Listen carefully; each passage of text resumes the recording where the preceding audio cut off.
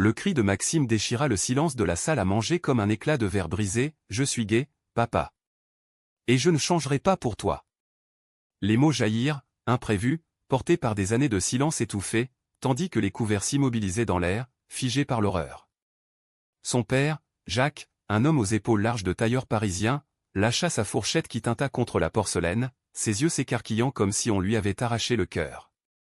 Dans la lumière tamisée de l'appartement haussmannien du Marais, où les ombres des moulures dansaient sur les murs crème, Maxime sentit son pouce accélérer comme un train express filant vers une gare inconnue. Il avait 22 ans, un corps svelte sculpté par des heures de course le long de la Seine, et des yeux verts hérités de sa mère disparue trop tôt.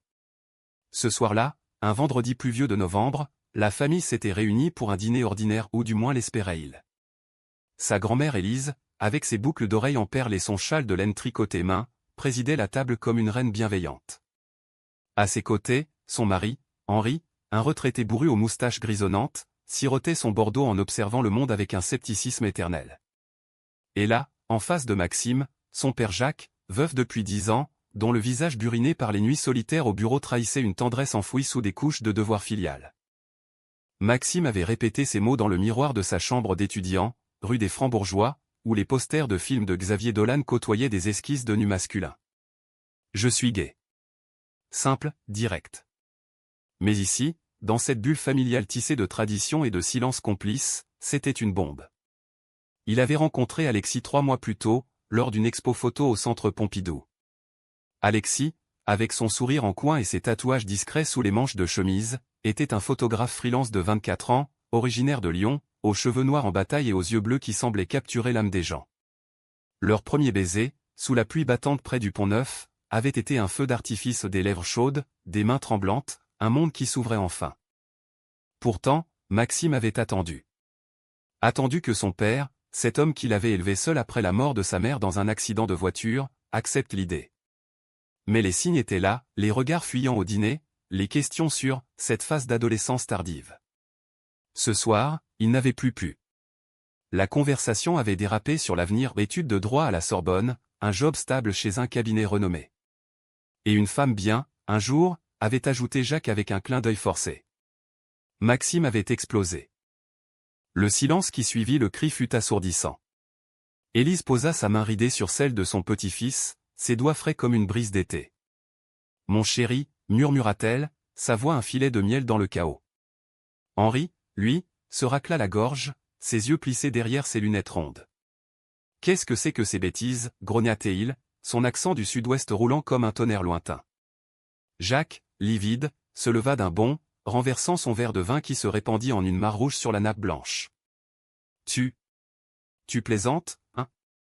C'est une blague de mauvais goût. » Maxime secoua la tête, les larmes brûlantes au bord des cils. « Non, papa. C'est moi. C'est la vérité. J'aime un homme. Alexis. Et je l'aime profondément. » Le nom flottait dans l'air comme une provocation. Élise se redressa, son chignon impeccable ne trahissant aucune fissure. « Jacques, assieds-toi. Laisse-le parler. » Sa voix, calme mais ferme, portait l'autorité des années aux 80 printemps passés à naviguer les tempêtes de la vie, de la guerre à la libération, des amours cachés aux secrets de famille. Henri, cependant, n'était pas de cet avis. Il tapa du poing sur la table, faisant vibrer les verres. « C'est une honte. Dans notre famille, on n'a pas ça. » Élise, dis-lui. Sa femme le foudroya du regard, un éclat d'acier dans ses yeux bleus fanés. « Henri, tais-toi. Maxime est mon sang, et je l'aime tel qu'il est. » Les mots tombèrent comme un coup près. Pour la première fois, Maxime vit son grand-père reculer, surpris par cette férocité inattendue. Jacques, lui, s'effondra sur sa chaise, le visage dans les mains. « Pourquoi maintenant ? Pourquoi nous faire ça ?» La soirée s'acheva dans un brouillard de reproches et de silence. Maxime quitta l'appartement sous la pluie fine, le cœur serré comme un poing. Élise l'embrassa sur les 2 joues, murmurant « Viens me voir demain, mon trésor. On parlera. » Dehors, les rues pavées luisaient sous les lampadaires, et Maxime marcha jusqu'au métro, le téléphone vibrant dans sa poche. Un message d'Alexis, « Comment ça s'est passé ? Je t'aime. » Il répondit d'un pouce tremblant, dur. « Mais je suis libre. » Le lendemain, Maxime se réfugia chez Élise, dans sa petite maison de banlieue à Vincennes, entourée d'un jardin où les rosiers luttaient contre l'hiver naissant. Élise l'accueillit avec un thé à la bergamote et des madeleines encore tièdes. « Raconte-moi tout, depuis le début, dit-elle en s'installant dans son fauteuil Voltaire, les jambes couvertes d'un plaid écossais. Maxime s'assit à ses pieds, comme autrefois, et les mots coulèrent, l'enfance solitaire après la mort de sa mère, les premiers émois secrets au lycée, la rencontre avec Alexis lors de cette expo où les photos en noir et blanc capturaient l'âme des amants maudits. Élise écouta, hochant la tête, ses yeux brillants de larmes contenues. « Tu sais, mon chéri, j'ai vu des choses dans ma vie.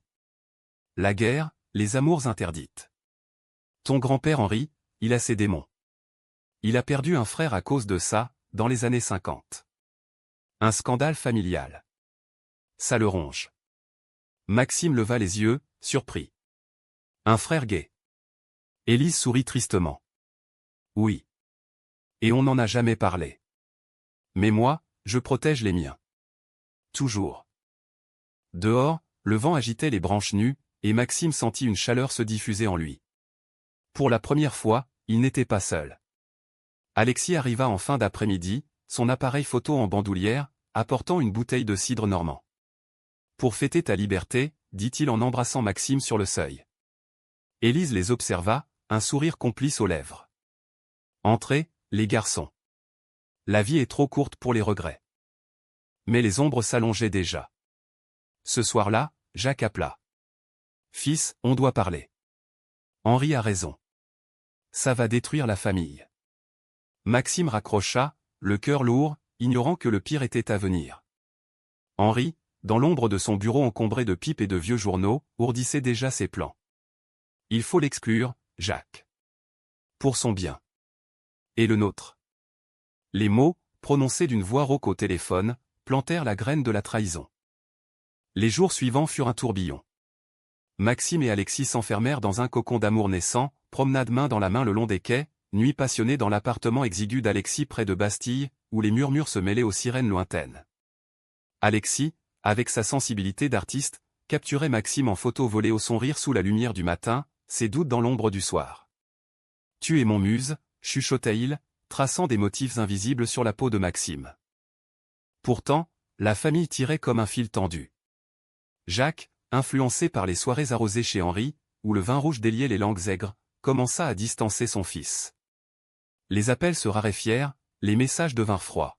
« Pense à ton avenir. » 7. Alexis, c'est une passade. Maxime serrait les dents, s'accrochant à Élise, qui l'invitait à dîner en cachette, contant des histoires de sa jeunesse à Montmartre, où elle avait dansé avec des poètes bohèmes aux amours fluides.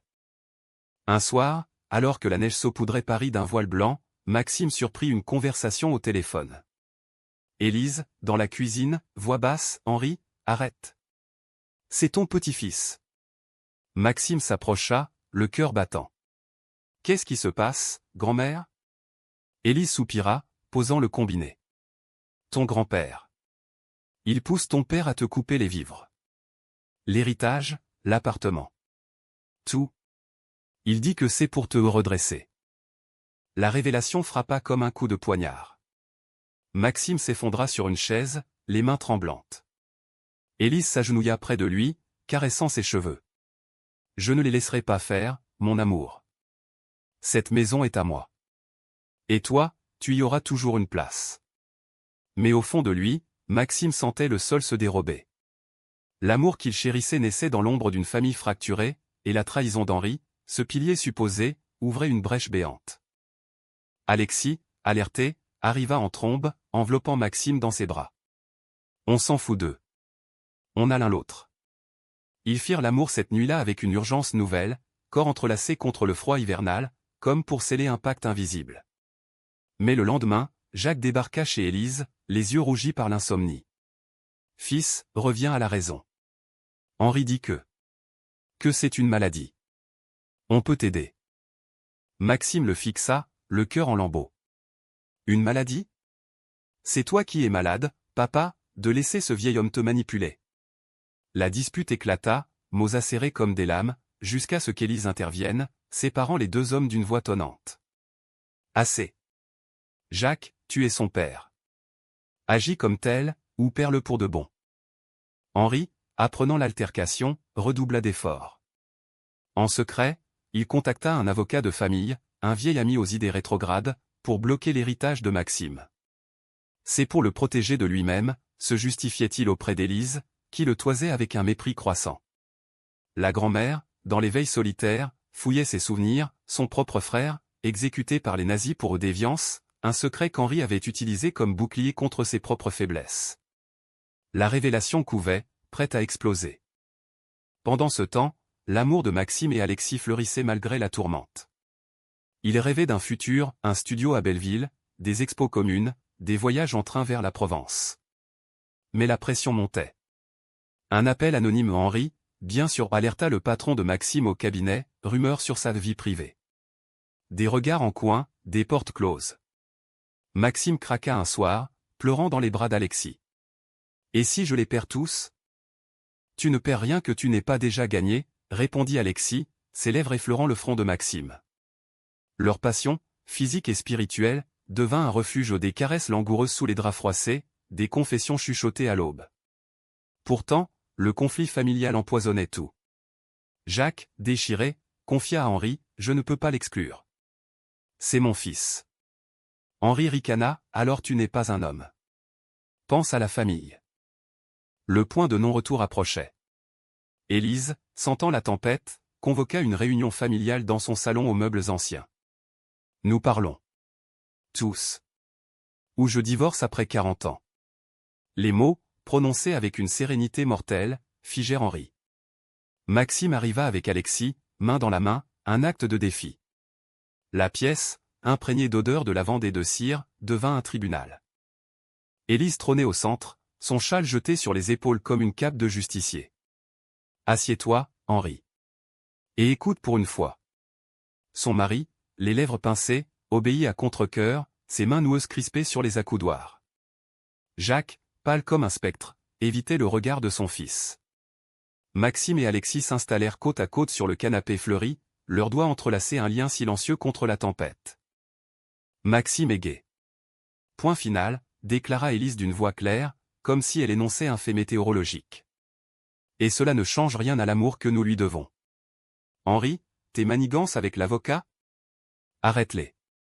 Immédiatement. Henri sursauta, ses yeux s'étrécissant. Comment tu sais ? Élise haussa un sourcil. Je connais mes tiroirs, mon cher. Et tes secrets. Le silence s'alourdit, chargé d'années non dites. Maxime sentit son estomac se nouer, Alexis serra sa main plus fort, un ancrage dans l'abîme. Jacques murmura, « Maman, c'est compliqué. » Henri dit que. Henri l'interrompit d'un geste sec. Que c'est contre nature. Regarde ce qu'il fait, il parade avec ce garçon. Ça va ruiner sa carrière, sa vie.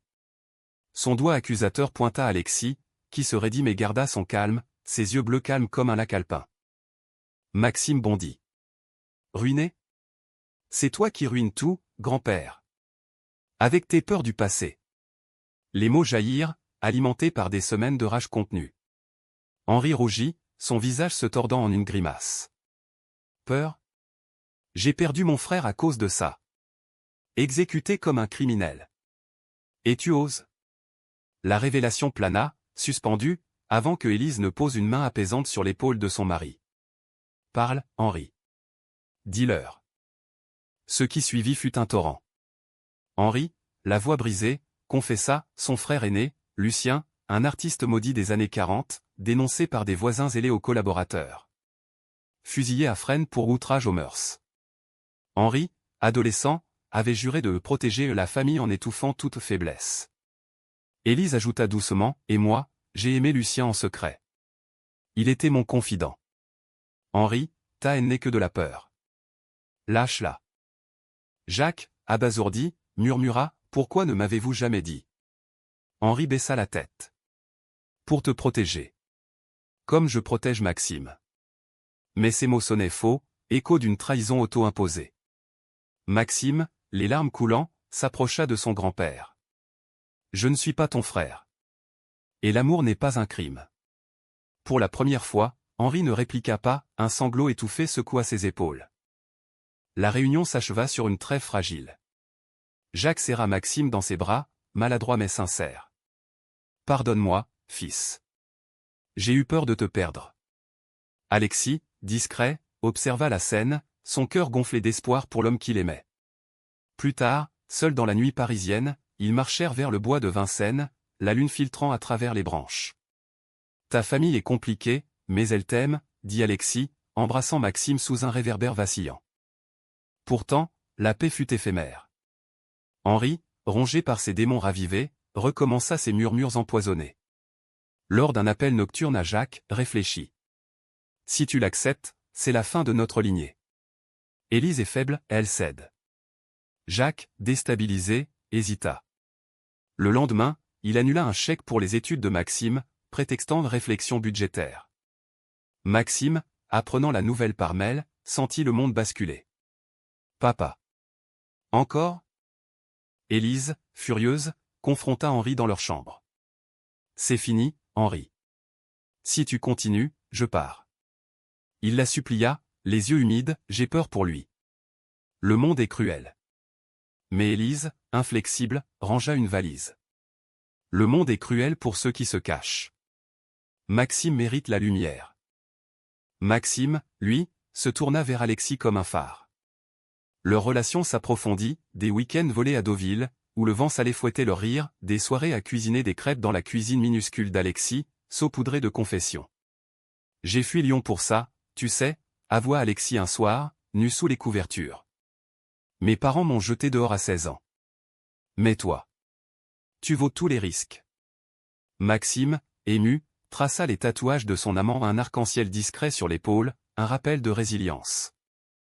Le conflit culmina lors des fêtes de fin d'année. La famille se réunit chez Jacques, dans l'appartement du 7e arrondissement, décoré de guirlandes et d'un sapin scintillant. Henri insista pour que Maxime vienne seul, sans Alexis. Pour la trêve. Maxime refusa, arrivant main dans la main avec son amoureux. La tension était palpable dès le seuil, Jacques accueillit avec un sourire forcé, Élise avec un câlin chaleureux. Henri, au salon, feignit l'indifférence, mais ses yeux lançaient des éclairs. Le dîner fut un chant de mine. Les toasts s'enchaînèrent aux santé de l'année nouvelle, aux absents, la mère de Maxime, invoquée comme un fantôme bienveillant. Puis Henri attaqua, Maxime, et tes études? Ton père m'a dit que tu traînes avec. Des distractions. Le sous-entendu claqua comme un fouet. Alexis posa sa fourchette. Monsieur, Maxime excelle. Et notre amour n'est pas une distraction. C'est sa force. Henri ricana. Force? C'est une faiblesse. Regarde ce que ça a fait à mon frère. La table se figea. Élise se leva, le visage pâle. Assez, Henri. Tu parles de Lucien comme d'un monstre? Il était plus courageux que toi ne le sera jamais. Jacques intervint, voix tremblante, papa, arrête. Maxime est mon fils. Mais Henri, ivre de vin et de rancune, lâcha la bombe, si tu l'acceptes, je te déshérite, Jacques. Et Élise, avec moi. Tout pour protéger la famille. Le chaos explosa. Assiette repoussée, chaise raclant le parquet. Maxime hurla, tu n'as rien à protéger. Tu détruis tout. Alexis tenta de le calmer, mais Henri pointa un doigt accusateur, sors d'ici, toi. Tu corromps mon petit-fils. Élise gifla son mari, un claquement sec qui résonna comme un verdict. C'est toi le corrompu, Henri. Par ta haine. Jacques, brisé, prit parti, papa, c'est fini. Maxime reste. Henri quitta la table en claquant la porte, le vent d'hiver hurlant dans son sillage. La famille, en ruine, se dispersa. Maxime et Alexis rentrèrent chez eux, le silence pesant. Il va revenir à la charge, murmura Maxime. Alexis l'embrassa. Et on tiendra. Ensemble. Les semaines suivantes furent un siège. Henri, isolé, bombarda Jacques de lettres venimeuses, rappelant dettes morales et héritage conditionnel. Jacques vacilla, annulant un rendez-vous médical pour Maxime sous prétexte de réflexion. Élise, de son côté, engagea un avocat pour sécuriser les biens familiaux au nom de Maxime. C'est mon devoir, dit-elle à son petit-fils lors d'une après-midi au Luxembourg, où les statues semblaient veiller sur leur confidence. L'amour, dans ce tumulte, devint un acte de rébellion. Maxime et Alexis s'enfuirent un week-end à la campagne normande, dans une ferme louée via Airbnb. Là, sous un ciel étoilé, ils firent l'amour sur un lit de paille, riant des vaches curieuses aux fenêtres. Imagine, une vie s'enchaîne, souffla Alexis, son corps chaud contre celui de Maxime. Des promesses murmurées, des rêves tissés dans la nuit. Mais la trahison frappa plus fort.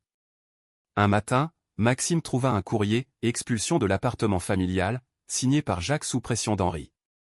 Pour ton bien, fils. Réfléchis. Le monde s'effondra. Maxime courut chez Élise, en larmes. Il m'exclut. Élise, les yeux flamboyants, le serra fort. Pas moi.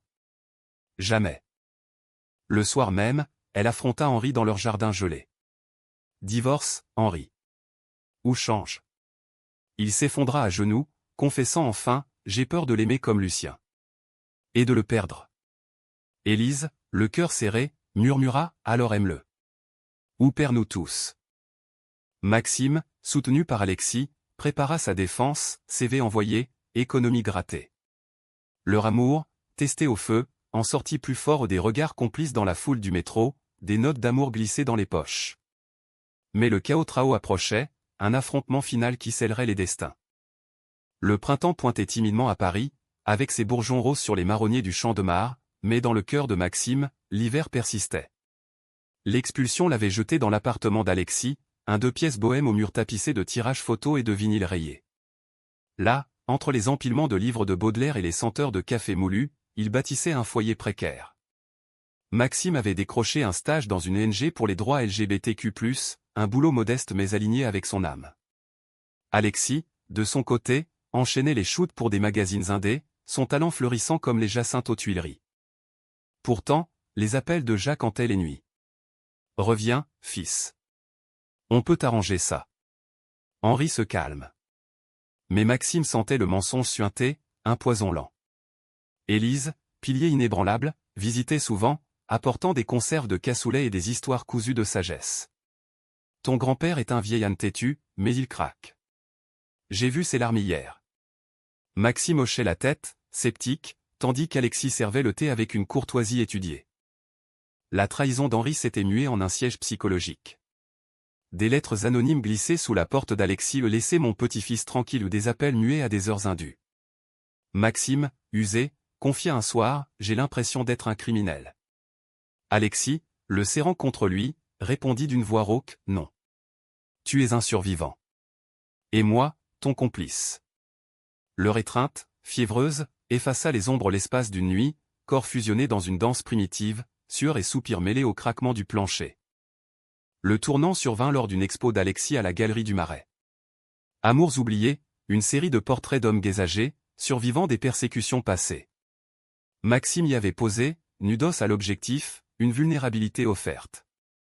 La vernissage attirait une foule cosmopolite, activiste en chemise arc-en-ciel, critique aux lunettes pince-nez, curieux des beaux quartiers. Jacques et Élise vinrent, main dans la main, un geste de soutien fragile. Henri, absent, mais son ombre planait. Alexis, en jeans slim et chemise ouverte, présenta son travail avec une passion contenue. Ces hommes ont aimé dans l'ombre. Maxime en est l'héritier. Les applaudissements crépitèrent, mais Maxime, au bar improvisé, surprit un murmure, Henri, tapi dans un coin sombre, avait infiltré l'événement via un ami. Regardez-les, ces pervers, grogna-t-il à un acolyte. Maxime s'approcha, le sang bouillonnant. Grand-père? Qu'est-ce que tu fous ici?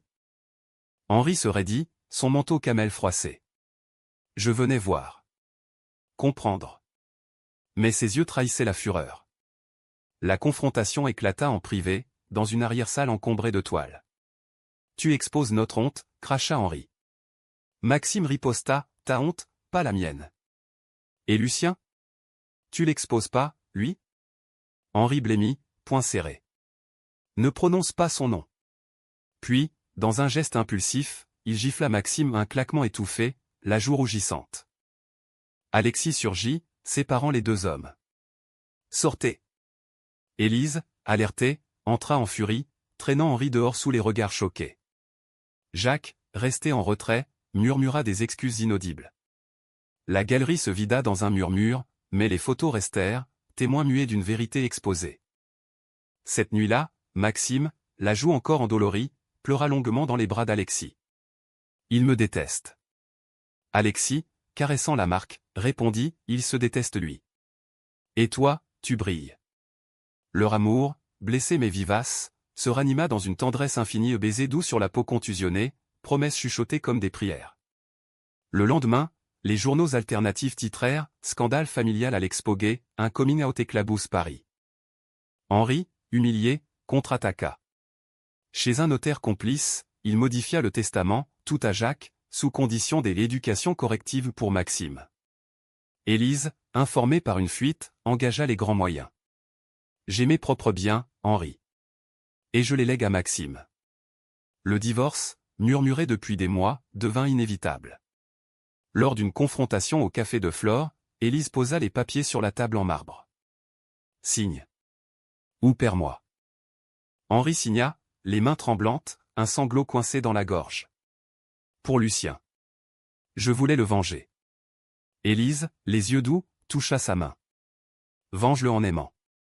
Jacques, témoin forcé, craqua enfin. Il appela Maxime, viens dîner. Seul avec moi. Maxime accepta, prudent. Le dîner, au restaurant provençal près de la Tour Eiffel, fut un pont fragile. Jacques, en costume froissé, versa du pastis. J'ai été faible. Henri m'a manipulé avec nos peurs communes. Ta mère. Elle savait, pour toi. Elle t'aurait protégé. Maxime, ému, avoua, j'ai eu peur de te perdre. Les larmes coulèrent, un barrage rompu. Père et fils se réconcilièrent dans un câlin maladroit, sous les lumières scintillantes de la tour. Alexis, apprenant la nouvelle, organisa une surprise, un pique-nique au bord de la Seine, avec champagne et fraises. À nous, tosta Théil, embrassant Maxime sous les saules pleureurs. Leur passion, libérée, explosa en une nuit d'extase, exploration lente, rires étouffés, un monde reconquis.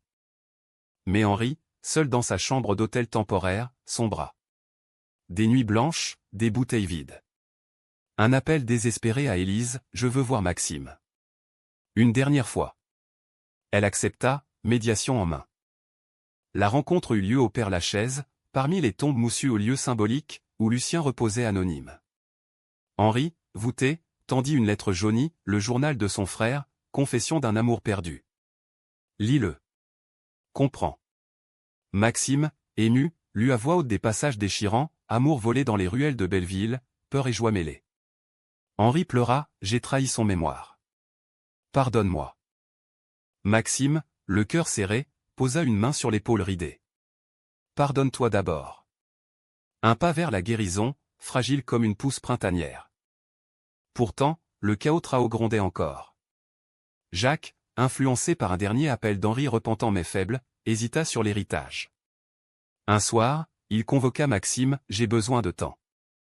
Maxime, sentant la trahison renaître, explosa, encore. Après tout?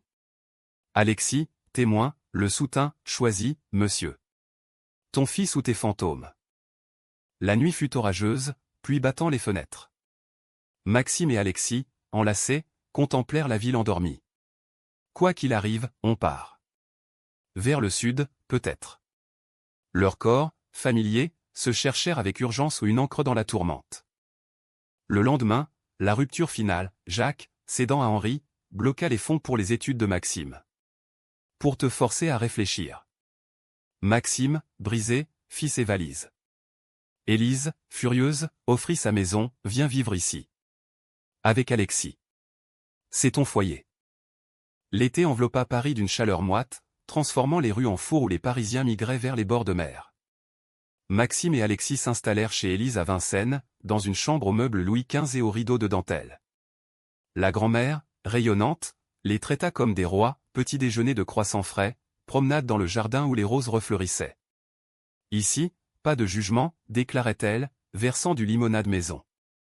Mais la blessure saignait encore. Maxime, sans fond pour la Sorbonne, chercha du travail au barista dans un café queer de Bastille, soirée de lecture poétique où il récitait Verlaine avec une voix brisée. Alexis, boosté par l'expo, signa un contrat avec une revue, Portrait d'amour résilient. Leurs photos, intimes, capturèrent l'essence de leur lien, un regard croisé dans la lumière dorée, mains entrelacées sur fond de skyline parisien. Jacques appelait sporadiquement, voix rauque de regrets non dits. Henri est en dépression. Il veut s'excuser. Maxime refusait, trop tard. Pourtant, au fond, il aspirait à la paix. Élise, sage, conseillait, le pardon n'est pas l'oubli. C'est une porte ouverte. Henri, lui, dépérissait dans son appartement vide, hanté par les fantômes de Lucien. Il relisait le journal, traçant des lignes sur les pages jaunies. Un soir, il tenta le suicide, pilules avalées à la hâte, sauvé par un voisin alerté. L'hôpital, froid et aseptisé, devint son purgatoire. Élise, informée, accourut. « Imbécile » murmura-t-elle en lui tenant la main.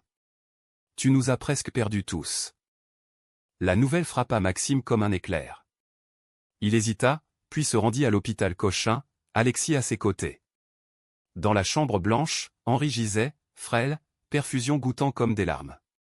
Petit, croassa-t-il en voyant Maxime. Les mots se bousculèrent, excuses balbutiées, confessions étouffées. J'ai eu peur. Pour toi, comme pour Lucien. Le monde.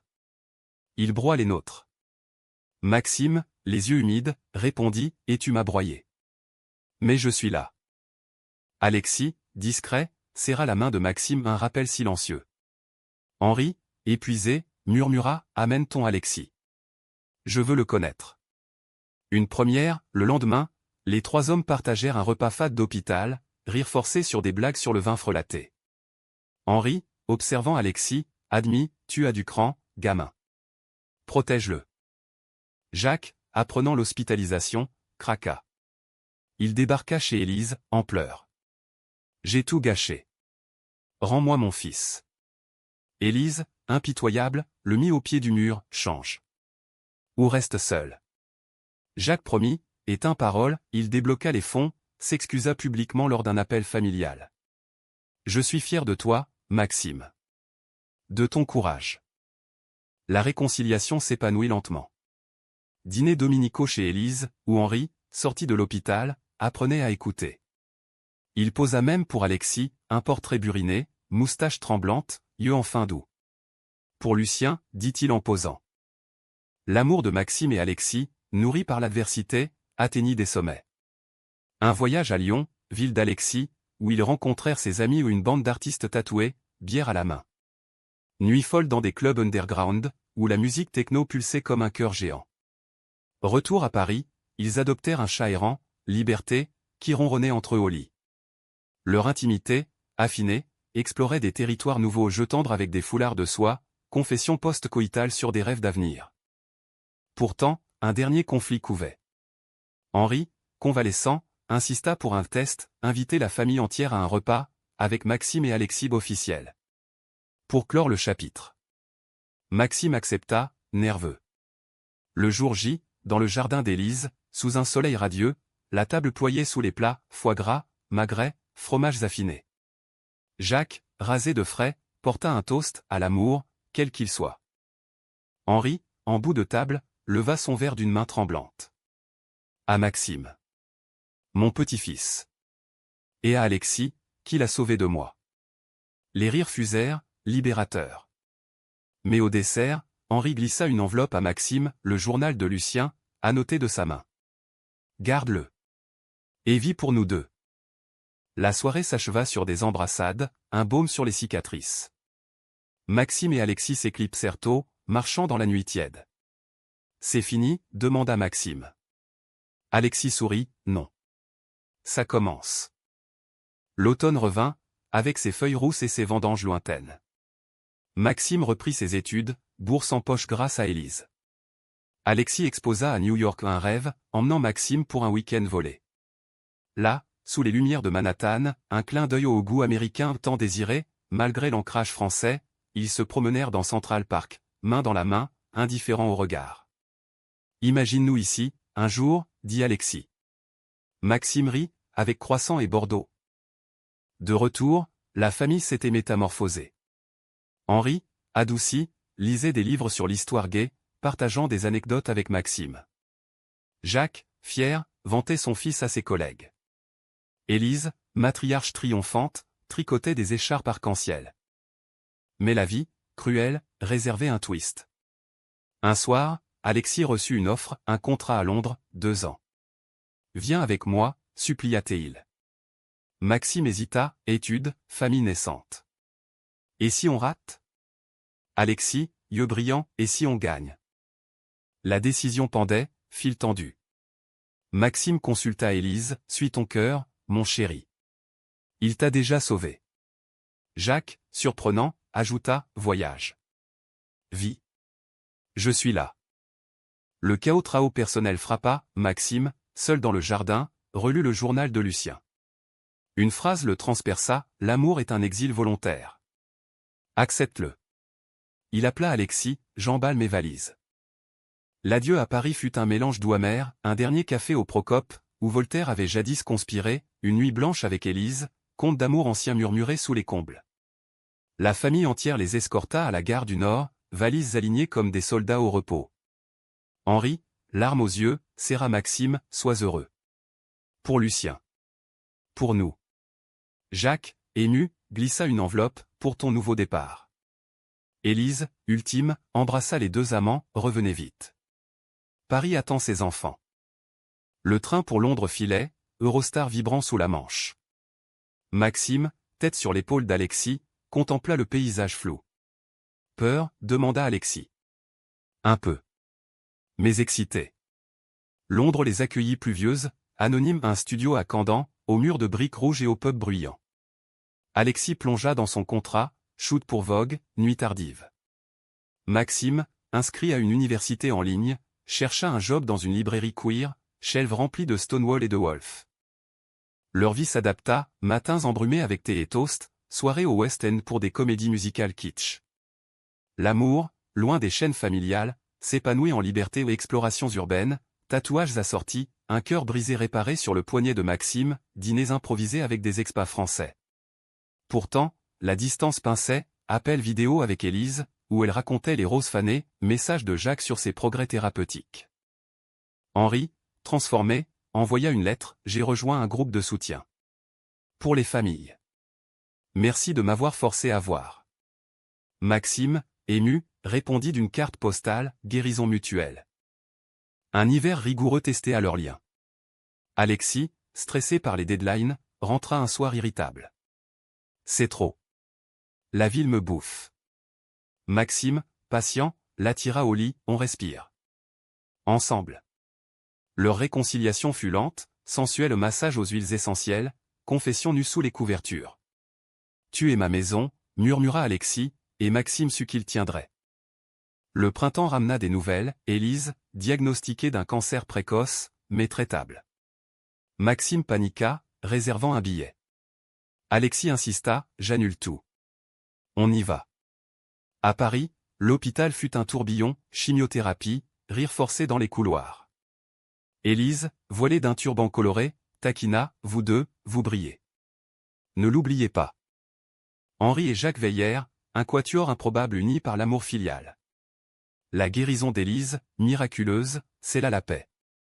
Lors d'une garden party dans le jardin, sous un ciel azur, toast levé, à la vie. À l'amour. Maxime et Alexis, enlacés, sentirent le cercle se refermer au non en chaîne, mais en racine. De retour à Londres, l'offre d'Alexis se prolongea, mais Maxime lança l'idée, « Et si on rentrait ? Paris nous appelle. » Alexis, surpris, sourit, « Ta ville est la mienne. » L'été les vit migrer, un appartement à Montmartre, vue sur le Sacré-Cœur. Maxime acheva ses études, thèse sur amours interdits dans la littérature française. Alexis ouvrit un studio, expo exil et retour. La famille grandit, dîner hebdo chez Élise, où Henri racontait Lucien sans amertume, Jacques, datant une veuve pétillante, rayonnant. Leur amour, mûr, culmina lors d'une escapade en Provence, champ de lavande, masse isolée. Là, sous les étoiles, Alexis mit un genou à terre, bague simple, argent ciselé. « Épouse-moi ? Pas pour la loi, pour nous. » Maxime, riant à travers les larmes, « Oui. 1000 fois. » Le mariage, civil et intime, eut lieu au bord de la Seine, Élise en témoin, Henri ému aux larmes, Jacques fier. Veut murmurer, dans la joie et la tourmente, « Je t'aime. » La nuit de noces, dans leur lit parisien, fut une symphonie aux tendresses infinies, passion ravivée, corps célébrant la victoire. Années plus tard, Maxime, avocat des droits, plaidait pour les invisibles. Alexis, acclamé, photographiait l'humanité dans sa diversité. Élise, guérie, tricotait pour leurs futurs enfants adoptés. Henri, apaisé, visita le mémorial de Lucien, y déposant une rose. La vie, avec ses cicatrices, fleurit en humanité, un amour sauvé du gouffre, une famille reforgée au feu de la vérité. Maxime, un soir d'automne, tenant la main d'Alexis sur le pont des Arts, murmura « On a gagné ». Et sous les lumières éternelles de Paris, ils embrassèrent l'avenir romantique, dramatique, profondément humain.